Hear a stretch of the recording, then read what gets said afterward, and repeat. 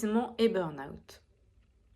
Aujourd'hui, je vous parle de l'épuisement et du burn-out, des situations que je rencontre souvent auprès des personnes que j'accompagne et que j'ai pris le temps d'explorer plus avant du côté des plantes médicinales lors d'un très beau stage dans les Alpes avec Christophe Bernard d'Altea Provence, Laura des Bourgeons de l'Ermitage et Guillaume de Nature et Conscience, dont je vous invite vraiment à découvrir le travail. Je ne vais pas reprendre ici l'ensemble des mécanismes identifiés et la biologie du burn-out, que d'autres maîtrisent bien mieux que moi, mais je voudrais tout de même vous partager quelques grandes lignes qui pourront servir de base à notre réflexion.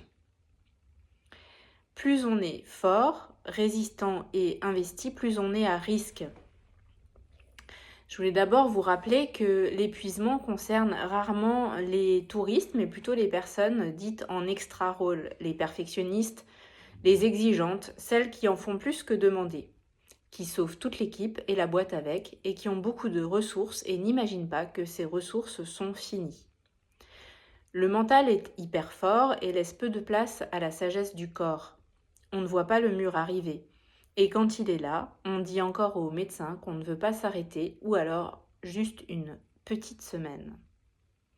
Les mécanismes biologiques en jeu sont très nombreux et complexes, mais nous pouvons tout de même retenir que la production des hormones dites du stress, le cortisol et l'adrénaline, se dérèglent dans la phase qui précède la mise à l'arrêt et tout le temps que dure la phase d'épuisement. Ces hormones, en temps normal, doivent nous aider dans nos cycles quotidiens à gérer les phases d'éveil et de production et les phases de repos et de récupération. Nous devrions avoir un pic de cortisol au moment du réveil avec une production qui va ensuite descendre jusqu'à l'heure du coucher. La production de ces hormones est aussi déclenchée par la présence d'un danger afin de nous permettre d'affecter les ressources à la fuite ou à l'attaque. La fameuse attaque du tigre à dents de sabre que craignaient tant nos lointains ancêtres. Une fois le danger passé, les taux d'hormones reviennent en principe rapidement à la normale. Sauf que nous sommes nombreux aujourd'hui à nous sentir en insécurité quasi permanente et ce, en l'absence de danger vital immédiat. Difficultés relationnelles au travail, dans le couple ou en famille, peur économique, éco-anxiété créent un état d'alerte permanent qui se matérialise par un bain quotidien d'hormones de stress qui nous rongent à petit feu. Alors, comment fait-on pour retrouver sa vitalité ? Récupérer d'un burn-out est long, 2 ans pour certains. L'accompagnement devra bien entendu être individualisé et prendre en compte de nombreux paramètres. Nous pouvons cependant dégager des grandes lignes qui pourront servir de base à une réflexion adaptée à chacun. Le premier point à garder à l'esprit, c'est que l'approche doit être globale pour être efficace et qu'il va falloir s'armer de patience. Et comme les mêmes causes produisent les mêmes effets, il y aura certainement des ajustements à faire sur notre rapport au monde et à nous-mêmes si nous ne voulons pas vivre de burn-out à répétition. Les principaux axes de travail sont un accompagnement médical, médecin traitant, ne serait-ce que parce qu'il va y avoir arrêt de travail et prise éventuellement de médicaments, un accompagnement psychologique, psychologue, psychiatre, thérapeute, praticien en hypnose, un accompagnement par la nutrition et la micronutrition, naturopathe, médecine chinoise ou ayurvédique, un accompagnement à la remise en mouvement et à l'activité physique, marche, course à pied, natation, musculation, yoga, qigong, tai chi, à l'appréciation de chacun. Une première phase de repos est bien sûr absolument nécessaire. Souvent, le mental tente de lutter et espère bien revenir au travail rapidement. Suit l'acceptation du repos contraint et forcé, faute de carburant.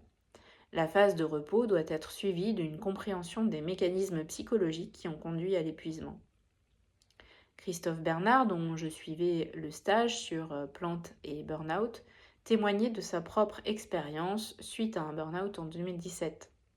Il a compris que sa réserve d'énergie quotidienne avait été largement entamée par ce qu'il appelle les dépenses énergétiques émotionnelles. C'est tout ce qu'on se raconte sur ce qui devrait être ou pas, comment on aurait dû agir, comment l'autre aurait dû se comporter, ce qu'il aurait dû dire, la peur du lendemain, bref, toute l'agitation mentale improductive mais qui consomme de la vraie énergie. Il dit qu'il a appris à changer son regard sur le monde pour alléger la charge émotionnelle et utiliser l'énergie disponible chaque jour pour vaquer à ses occupations plutôt que de ruminer le passé, appréhender le futur et exploser pour un oui ou pour un non à la moindre contrariété.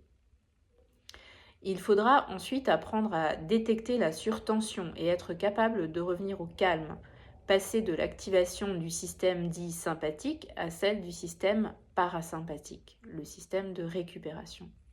Pour cela, l'outil indépassable et magique reste celui de la cohérence cardiaque. Ces respirations simples, à réaliser 3 fois par jour et autant que nécessaire pour envoyer des messages de sécurité à tout notre organisme. L'activité physique, voire sportive, sera l'autre élément indispensable pour retrouver notre équilibre. Les mouvements de la vie, comme les appelle Christophe Bernard, soulever un petit enfant, porter les sacs de course, mettre sa valise dans un rack à bagages, monter les escaliers. Idéalement, il faudra trouver des activités qui permettent de faire travailler les muscles dans toutes les directions avec un peu de cardio, juste un tout petit peu au-delà de notre zone de confort pour renforcer notre organisme. Nous avons aussi parlé du travail avec l'exposition au froid et au chaud, avec les bains et les douches glacées, les bains nordiques, les bains romains, la méthode Wim Hof, les saunas et les hammams. Mais à nouveau, ces programmes doivent être conçus sur mesure et en consultant un médecin pour s'adapter à la physiologie de chacun. Pour l'activité physique et l'exposition au froid et au chaud, je vous conseille, si vous voulez en savoir davantage, d'aller voir du côté du concept d'hormèse. En simplifiant grossièrement, il s'agit de renforcer notre organisme en sortant de notre zone de confort pendant un temps limité.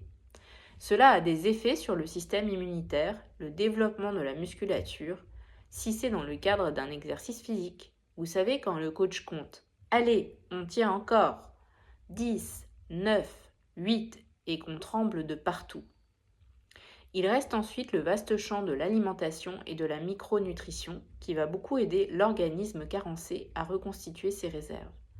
Dans le domaine des plantes, nous avons travaillé sur 3 grandes familles lors de mon stage dans les Alpes. Les plantes minéralisantes, les plantes toniques et les plantes adaptogènes. Là aussi, il va falloir penser des combinaisons sur mesure et réajuster en fonction des résultats obtenus. La chose à retenir, c'est qu'il ne s'agit pas de prendre une tisane d'ortie pendant 3 semaines pour obtenir des résultats, mais qu'il va falloir s'armer de patience et s'appuyer sur les plantes pendant de longs mois, voire même une année entière. On pourrait y adjoindre des vitamines, du magnésium, toujours sous contrôle médical, pour aider notre corps à reconstituer ses réserves et à remonter la pente jusqu'à retrouver notre vitalité. La meilleure des médecines, c'est encore la prévention. Être à l'écoute de son corps et des messages de son inconscient, notamment à travers l'analyse de nos rêves. Si vous vous souvenez, c'est encore la meilleure façon de changer notre mode de vie et notre rapport au monde avant d'être dans le mur et que tout s'arrête. Si quelque chose se trame et que vous êtes attentif, vous le verrez venir. Faire un travail sur soi pour apprendre à se connaître, renouer avec sa vraie nature, incarner une posture adulte et mature, tout en reconnectant avec son âme d'enfant. Mettre au jour nos croyances et nos loyautés inconscientes et souvent caduques pour choisir de mettre notre énergie là où elle nourrit la vie et la croissance. Apprendre à accepter ce qui est pour ne pas dépenser de l'énergie en pure perte dans le refus de la réalité. Cela ne devrait pas être, et pourtant c'est. Il est toujours temps ensuite de changer ce qui peut être changé et de nous ajuster à la situation. Savoir dire non pour se dire oui à soi et à ce qui compte vraiment pour soi. Toutes ces rencontres, ces lieux, ces apprentissages, ces découvertes qui feront qu'à l'heure de notre dernier souffle, nous pourrons dire « j'ai vraiment vécu ma vie ». En conclusion, ne restez pas seul. De nombreux professionnels bienveillants et compétents sont là pour vous accompagner dans ce passage initiatique. Pour ma part, je vous propose un accompagnement sur mesure pour vous remettre dans le courant de la vie. Je suis master coach certifié, hypnothérapeute et analyste de rêve. À bientôt!